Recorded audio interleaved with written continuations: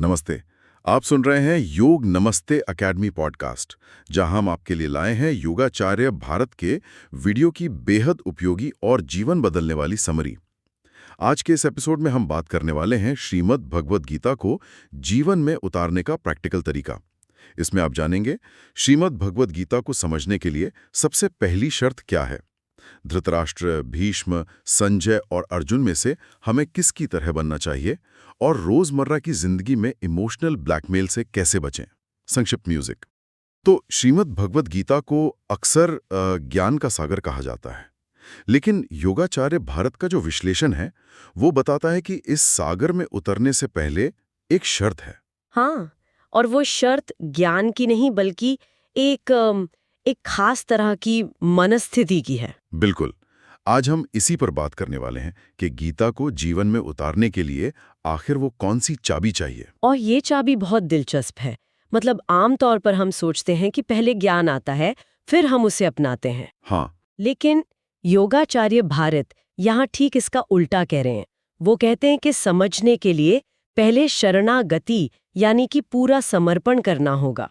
शरणागति, ये शब्द सुनने में थोड़ा भारी लगता है। इसका मतलब क्या है यहाँ? क्या बस आंख बंद करके सब कुछ मान लेना? नहीं नहीं, बिल्कुल नहीं। योगाचार्य भारत इसका बहुत ही प्रैक्टिकल मतलब समझाते हैं। जैसे जब हम तकिए पर सिर रखते हैं तो तुरंत नींद आ जाती है ना। हाँ। वो इसलिए क्योंकि हमें उस पर पूरा भरोसा होता है, हम उसे पूरी तरह समर्पित हो जाते हैं।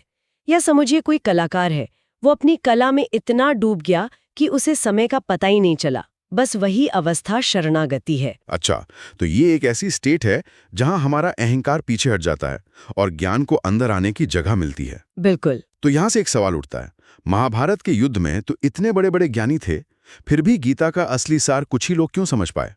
धृतराष्ट्र और भीष्म पितामह जैसे लोग कैसे चूक गए? यही तो इस पूरे विश्लेषण का सबसे जरूरी हिस्सा है। आप धृतराष्ट्र का उदाहरण देखिए। गीता के 700 श्लोकों में वो सिर्फ पहले श्लोक में बोलते हैं। सिर्फ पहले श्लोक में? हाँ, और वो भी एक सवाल पूछते हैं, उसके बाद एकदम चुप। ऐसा इसलिए क्योंकि उन्हें एक मानसिक रोग था जिसे योगाचार्य भारत तामसिक ममता कहते हैं। तामसिक ममता? हाँ, मतलब मेरे पुत्र, मेरा राज्य, इस मोह ने उनकी आंखों पर ऐसी पट्टी बांध दी थी कि वो सच सुनना ही नहीं चाहते थे। ये तो बिल्कुल आज की जिंदगी जैसा है। हम सब अपनी जिंदगी में देखते हैं जहां अपनापन हमें सही और गलत के बीच अंधा कर देता है। सही बात है। जैसे ऑफिस में कोई बॉस है, उसका कोई फेवरेट है, तो वो चाहे कितनी भी बड़ी गलती कर दे, बॉस उसे नजरअंदाज कर देता है। बिल्कुल। और भीष्म पितामह, उनकी कहानी तो और भी ज्यादा जटिल है। हाँ, वो तो ज्ञानी थे, धर्म जानते थे, लेकिन अपने वचन और सिंहासन की निष्ठा से ऐसे बंधे थे कि अधर्म को अपनी आंखों के सामने होते हुए देखते रहे। मतलब एक का मोह पुत्रों से था, दूसरे का वचन से। बिल्कुल। नतीजा दोनों का एक ही हुआ। ज्ञान सामने होते हुए भी वे उसे अपना नहीं सके। तो अगर ये दोनों किरदार ज्ञान लेने में असफल रहे, तो फिर सुनने का सही तरीका क्या है? यहाँ पर योगाचार्य भारत दो आदर्श श्रोताओं की बात करते हैं, संजय और अर्जुन। हाँ, संजय का किरदार तो बहुत सीधा और साफ है।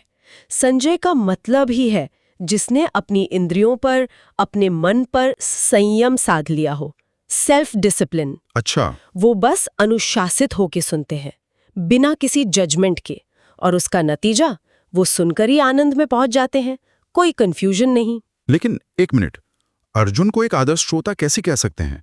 वो तो शुरू में पूरी तरह मोह में थे, डिप्रेशन में थे। यही तो सबसे सुंदर बात है। अर्जुन आदर्श थे क्योंकि उन्होंने अपनी सबसे बड़ी कमजोरी को स्वीकार किया। वो इमोशनली ब्लैकमेल हो चुके थे। अपने ही परिवार को सामने देखकर उनका विवेक काम करना बंद कर चुका था। लेकिन उस टूटी हुई हालत में उन्होंने अहंकार नहीं दिखाया। उन्होंने हार मान ली। हाँ, उन्होंने कृष्ण से कहा, मैं आपका शिष्य हूँ, मुझे रास्ता दिखाइए। जिस पल उन्होंने ये किया, वो शरणागत हो गए, और यही चीज उन्हें ज्ञान का सही पात्र बनाती है।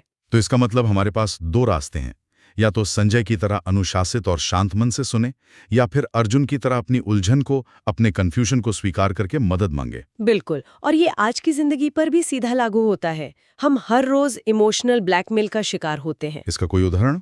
जैसे घर में किसी बच्चे को चोट लग जाए तो बच्चा तो शायद कम रोता है, पर घर वाले इतना घबरा जाते हैं कि सही गलत का फैसला ही नहीं कर पाते। हाँ, ये होता है, वो बच्चे से ज्यादा परेशान हो जाते हैं। बिल्कुल। ये भी एक तरह का मोह ही है जो हमारी सोचने की शक्ति छीन लेता है। अर्जुन ने इसी मोह पर जीत हासिल की। तो कुल मिलाकर योग नमस्ते अकेडमी के इस विश्लेषण का सार ये है कि गीता सिर्फ एक किताब नहीं, एक आईना है। हाँ, एक आईना जो दिखाता है कि हम ज्ञान को कैसे लेते हैं। और इसे हृदय में उतारने के लिए या तो संजय जैसा संयम चाहिए या फिर अर्जुन जैसा एक तरह का निश्चल समर्पण। बिल्कुल सही। योगाचार्य भारत का संदेश बहुत साफ है। जब गीता हृदय में उतरती है तो वो हमारे व्यवहार में, हमारे फैसलों में अपने आप झलकने लगती है। यहाँ पर एक विचार मन में आता है जिसे हम अपने श्रोताओं के लिए छोड़ सकते हैं। जरूर। हम सब अपनी जिंदगी में किसी न किसी सिंहासन से, किसी विचार से या किसी रिश्ते से बंधे हैं। तो क्या हमारी जिंदगी में भी कोई ऐसा मोह है जो हमें उस सच को देखने से रोक रहा है जो ठीक हमारे सामने खड़ा है? संक्षिप्त म्यूजिक। धन्यवाद। अगर आपको ये एपिसोड पसंद आया हो तो सब्सक्राइब करें, शेयर करें और कमेंट में फीडबैक जरूर दें ताकि योगाचार्य भारत आपके लिए और बेहतर कंटेंट ला सकें। ये था योग नमस्ते एकेडमी पॉडकास्ट। मिलते हैं नेक्स्ट एपिसोड में।